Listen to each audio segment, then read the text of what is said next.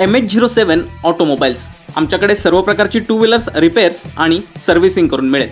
आमचा पत्ता ओमकार डिलक्स समोर उद्यमनगर कुडाळ। संपर्क 8412 93 71 65।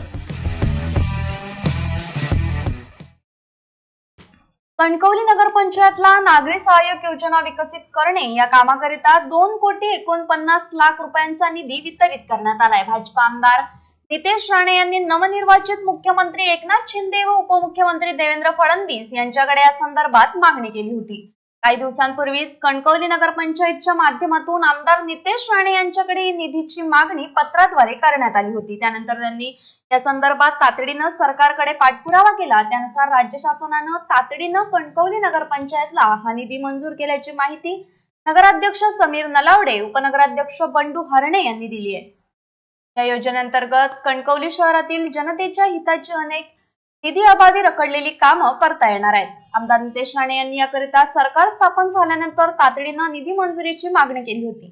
त्या मागणीची तात्काळ दखल घेण्यात आली असल्याचंही श्री नलावडे यांनी सांगितले।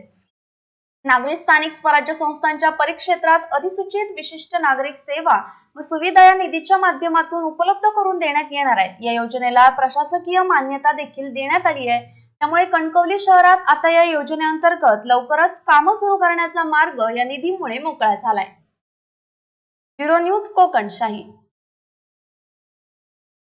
असे नवनवीन व्हिडिओ पाहण्यासाठी कोकणशाहीचं YouTube चॅनल सबस्क्राइब करा व बेल बटन प्रेस करा। तसेच फेसबुक पेज लाईक करा आणि इंस्टाग्राम पेज व ट्विटर पेजला फॉलो करायला विसरू नका।